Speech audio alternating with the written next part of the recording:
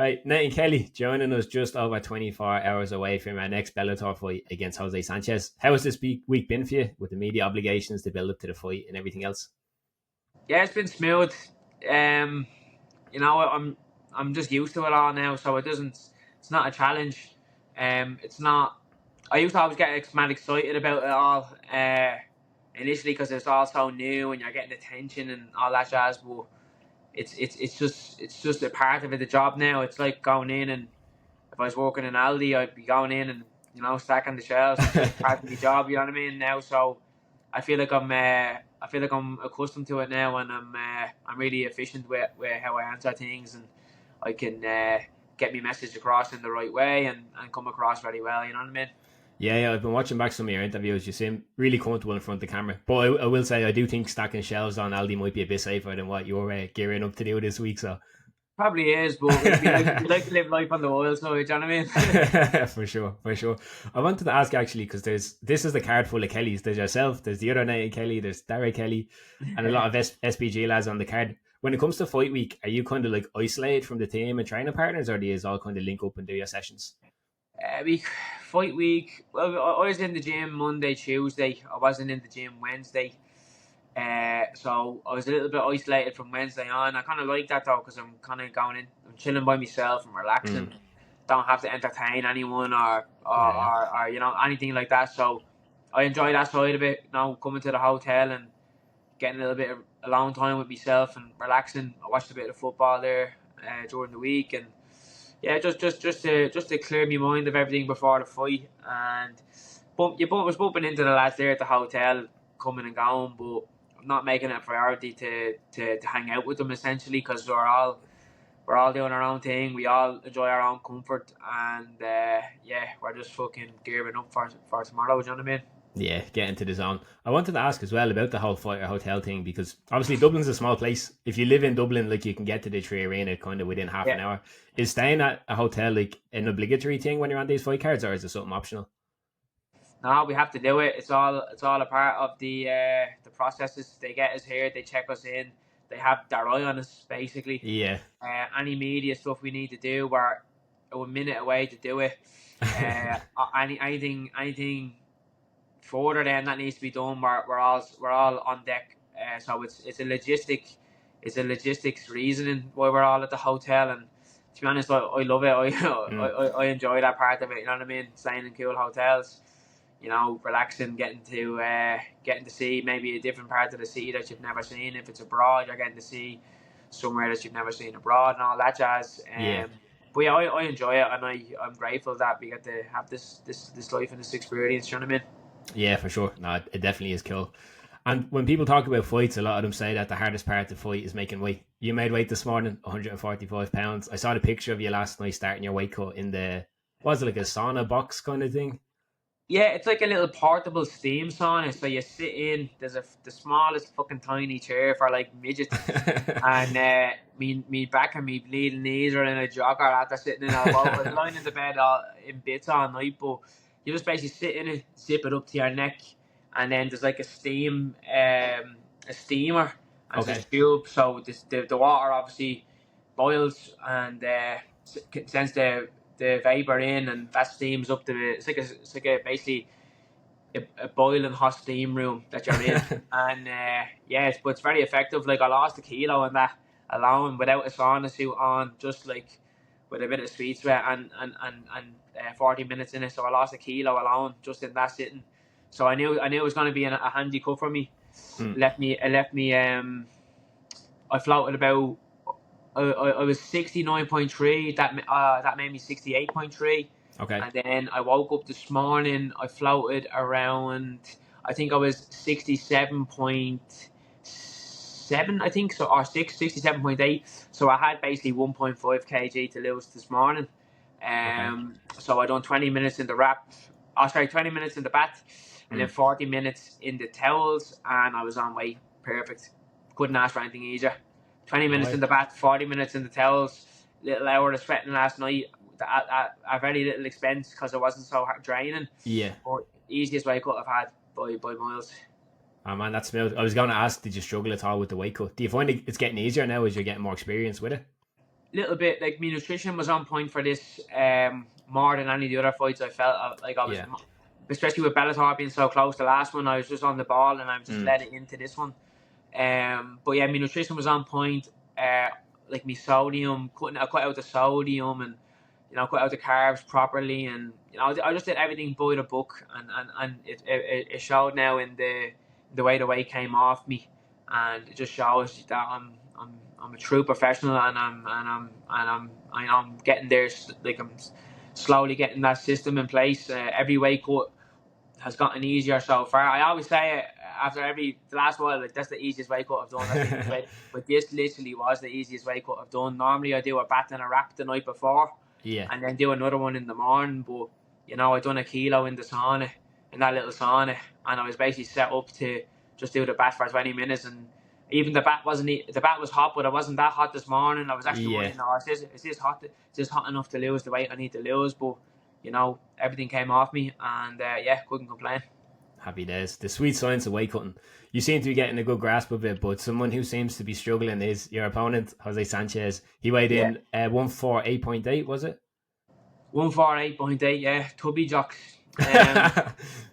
Yeah, he was struggling to make weight. I was actually in the training room. He was on the opposite side of the court last night when I was making weight. He was hitting pads so hard and aggressively, and even yesterday morning I seen him in the breakfast buffet, and he was eating loads of food, and I knew it was gonna. I had a feeling he was gonna miss weight. It was a short notice opponent. Like he took on 3.5 weeks notice, I think. He said he was gonna make the weight, and he didn't.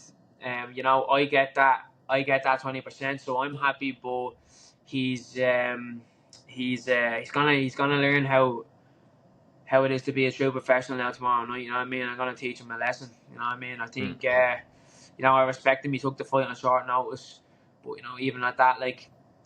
He was technically 2.8 pounds over the limit, so he's gonna have to suffer the consequences for that now tomorrow, definitely. Yeah, for sure. And I know we spoke off camera. You were saying at least there's a sort of financial compensation you get for taking the fight at the heavier weight. Is there like I don't know how you would say it. As another fighter, as a professional, when somebody accepts a fight and then misses weight, do you take that almost as like a disrespect towards yourself in the sport? Not necessarily a disrespect, more so just like an understanding of, I'm more on the ball than you are, and I think it gives me that mental edge of like, I'm doing everything right, I'm doing everything by the book, and it gives me that extra bit of confidence in myself to know that, what I'm doing is right, the system is working, and then on the night, then my refuel is going to be perfect today, so on the night now tomorrow. I'm going to be fresh. He was struggling to make the weight. He was killing himself. I was talking to young Nate Kelly. He said he was in the sauna with him last night or this morning, whatever it was, and he was really, really struggling, which means that his chin will probably be a bit glassy, and I plan on bashing the fuck out of that chin. Do you know what I mean? He's going to eat some big shots from me tomorrow night, and we're going to see how his chin holds up. I've been on the wrong end of weight cuts before. It's your chin deteriorates, your brain is fucked, and he's gonna be fucked tomorrow, definitely. Yeah. No, you spoke about chins there, and you're a good man at finding them. Another thing you mentioned was another thing you mentioned was mental edge, and I know when we spoke to you before, you kind of spoke about the importance for you in terms of like studying your own brain, studying psychology, what's going on. Now that you're kind of 24 hours out from the fight, what are you like? What's going through your mind mentally and getting into the zone, preparing for the fight? What's going on? To be honest, now there's not much going on. There's not much I can do. I think the work has been done. You know what I mean? I've trained so hard for the amount of years now, and consistently I've been training, fighting back to back to back to back to back. There's nothing to worry about. I think all I need to do now is just focus today, make sure I get the right amount of fluids in, get the right food in. Same again tomorrow then, and just make sure that I'm relaxed. And when I'm relaxed, I'm dangerous because I'm not stiff, I'm not tense, I'm not gun shy. When I'm relaxed, I'm a dangerous person in that cage, and that's all. I always tell myself, don't worry too much. The fight's gonna be the fight. If I sit in the room now overthinking, playing out the fight in my head over and over and over, I'm trying to predict the future that I don't know what's gonna happen. So I know my game plan, I know my strategy, and that's all there is to it. Just follow it. Yeah, no, I love it. And I know with the weight cut, it's a very kind of like meticulous process, and you have to be really dialed in terms of, you know, the nutrients and how much water and all that sort of stuff. When it comes to the refueling process, is that a bit more flexible, or do you have to be as strict with that as you are with the weight cut? No, I'm as strict with that as I am with the weight cut. There's a science behind it, and the science does not lie. You know what I mean? We take in what we take in for a reason, and it's to get the best out of ourselves, to rehydrate ourselves, replenish everything we lost, put the salts back into the body, little bit of creatine, carbs, BCAAs, and yeah, just to refuel everything the way we to basically just to fuel ourselves tomorrow and make sure that we're fresh. But yeah, that's something I'm very meticulous about. No, I respect it. And when we spoke off camera, you mentioned about after this interview going to get yourself a Nando's. I have to ask, what is the Nando's order? So because you know, it's kind of like not saying healthy, but you get a good lump sum. I'm gonna go for chicken thighs. I'm gonna go for a bit of mash. I'm gonna probably get 2 helpings of mash, maybe. Nice, nice. Probably get 2 helpings of mash, and then I might get some sweet potato fries as well. Oh, I like it. I like it. What spice are you getting on the chicken thighs? A lesson I've learned in the past. Get the plain or mild. You know what I Yeah. mean? Or just medium, grand, whatever. I went before and I got the hot I got the hot sauce, and I was fighting then a few hours later, and honestly, it was actually my first PFL fight with Ben Ellis in Wales. And I learned a lesson that night, man. My stomach was in bits, and I was afraid. I was almost afraid I was going to kick my pants. Oh, right, yeah. So One body shot and it's over. Yeah, lesson learned. Lesson learned. Stick to the mild heat. I love it. Last time you fought in Dublin, you got the first round KO via submission. Your most recent fight in Belfast, another first round finish with an elbow. What's your predictions for tomorrow night? Yeah, I think I see a nice left head kick there for him, because he dips his head a lot to the right. Now, whether I can time it and well and land it is another thing. I'm going to be looking for it, but obviously it comes with, you know, setting up, investing low, kicking to the body, getting to think it's going to come, and whipping it up there. But there's other shots there as well. Elbows inside as he comes in, because he leans in forward a lot just to rush for the clinch. Elbows inside, elbows over, knees up the centre, uppercuts up the centre. They're all there. Fucking teeps up the centre till it's underneath the chin. They're all there. So hopefully, you know, when I'm in full flow tomorrow, it's going to be one of them shots. But, you know, I think a good head kick, the power in a head kick is, you catch that in the right spot, you're going to wobble them, and then from there I'll finish him. If he's wobbled, I'll finish him. I have that killer instinct. I have that ability to zone in and put people away when they're hurt. So, yeah, I can see a finish, especially after I'm having the weight cut so bad. But that's how I see the fight going now. Whether the fight goes that way, because he's going to be doing everything in his plans to grab a hold of me, make the fight ugly and boring. Do you know what I mean? That's what he's going to look to do. I'm looking to come out, put on a striking clinic for the fans, show a good bit of violence. But I see that left head kick from southpaw. That's what I think is there. Yeah, I'll take your word for it on the head kick being a nasty shot. I don't fancy testing it out, but I'll take your word Not for it. Nice. When it comes to being in the fight, obviously your whole kind of fight camp, I suppose this was a short notice opponent, so maybe slightly different, but in general, some of your fight camp would be geared towards kind of preparing for the specific opponent and what their kind of weaknesses are and how you can capitalize on that. When you're in the fight, how much of it is just natural instinct and how much of it is falling back on that game plan? A lot of it is instinct, because, you know, I might have a game plan and he might not fight in that fight the way I planned on him and fighting. So a lot of it then comes down to natural instincts and fight intelligence, fight IQ.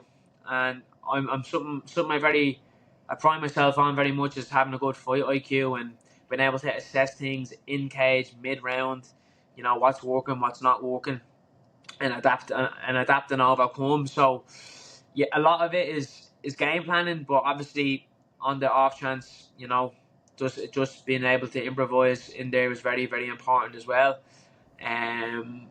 But I feel like I don't feel like to be a whole lot of improvising in here tomorrow. I know what this fella's going to come at me and do. He's not going to stand and strike with me. He's going to rush me in for the clinch. he's gonna try back me up against the fence and hold me there, take me down or whatever. But this fella must forget that I'm fucking a high level grappler as well. So I just don't see it going well for the lad. Especially he's had to miss him weight. He's gonna get sparked tomorrow. It's not gonna be a nice weekend for him. Yeah, he might not want to come back to Dublin after this weekend. No, it's funny. He's actually. I think he's from Tenerife, and I'm heading to Tenerife. 2 weeks with my girlfriend, so he'll probably be gunning for me. yeah. You might have to watch yourself with the locals over there. I'll be walking around flaunting me Nate Kelly t-shirts. I love it. Last question from me. Assuming everything goes to plan for you tomorrow night, what are you looking towards for the future? I'd love to get on that Bellator in Wembley in September. It's the 14th of September. I'd love to get on that because it's in Wembley, and I think that'd be class. It's a great Johnny Eblin's fighting Fabian Edwards again. It's a rematch. Be a cool card to be a part of. I think, as far as I know, Kieran Clark and Asael Ajouj, my teammates, might be on it. So I'd love to get on that with them.